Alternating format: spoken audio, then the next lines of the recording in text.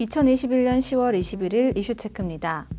전 세계적으로 넷플릭스 오징어 게임 돌풍이 일고 있는 가운데 일손 부족으로 전국 가정의 밥상에서는 때 아닌 고등어 게임이 펼쳐질 것으로 보여 우려를 사고 있습니다.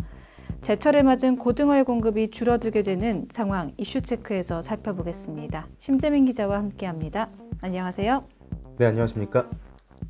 밥상 위에서 흔하게 볼 수 있었던 고등어가 갑자기 공급이 줄어든다 이런 보도들이 많이 나오고 있습니다. 왜 그런 말들이 나오고 있는 상황이죠? 네, 국민 생선 고등어 공급 물량의 80%가 유통되는 부산 공동 어시장에서 어획물 분류 인력 부족으로 위탁 판매 업무가 지연되자 대형 선망 수협이 조업량을 조절하기로 했습니다. 고등어를 주로 잡는 대형 선망 수협은 다음 주부터 탄력 조업에 들어갈 예정이라고 21일 밝혔습니다. 탄력 조업이다. 그러니까 한 주 동안의 고등어 조업 일수를 줄인다. 이렇게 이해하면 될까요? 네, 그렇습니다. 대형 선망은 매주 어획량, 위판 상태 등을 점검해 탄력 조업 여부를 결정합니다. 다음 주부터 탄력 조업을 하게 되면 목요일에서 토요일 중 일부 기간 투망을 중단해 조업량을 줄일 방침인데요. 대형 선망 수협 관계자는 목요일에 작업을 하면 보통 금, 토, 일요일에 위판 작업을 하게 되는데 주말 특근 수당을 지급해야 하는 것은 물론이고 주말에는 인원을 모으기도 어려워 이같이 결정하게 됐다고 말했습니다. 인력 부족 문제가 심각하기 때문에 탄력 조업을 결정했을 텐데 구체적으로 어떤 상황입니까?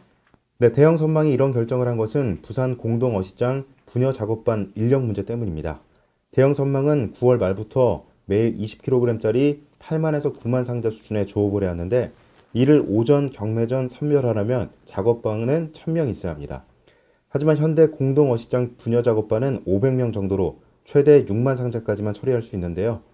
잡은 고등어를 당일 위판 처리하지 못하면 신선도가 떨어지고 가격도 하락하기 때문에 어쩔 수 없이 대형 선망이 공급량 조절에 나선 것입니다. 고등어 공급이 줄어들면 국민 생선으로 여겨졌던 고등어의 몸값 오를 수밖에 없습니다. 그래서 밥상 위 고등어 게임이 시작됐다 이렇게 풍자하는 네티즌도 생겨난 거죠? 네, 일손 부족으로 빚어진 대형 선망의 공급량 조절은 전국 고등어 유통 물량에 영향을 주게 됩니다. 전국에 공급되는 고등어 80%는 부산 공동 어시장을 통해 나오고 어시장에 위판되는 고등어 대부분이 대형 선망에서 조업해 잡기 때문인데요. 따라서 대형 선망 수협의 탄력 조업이 길어지면 국내 고등어 유통 가격도 일정 부분 오를 수밖에 없습니다. 참고로 현재 고등어는 킬로그램당 5,000원 선에서 거래되고 있는데 본격적으로 유통 물량이 줄어들면 가격이 오를 것으로 보입니다. 여기서 좀 궁금한 점이요. 고등어 공급이 줄어든 만큼 공동어시장 분여 작업반이 감소했다는 건데 왜 그런 건가요?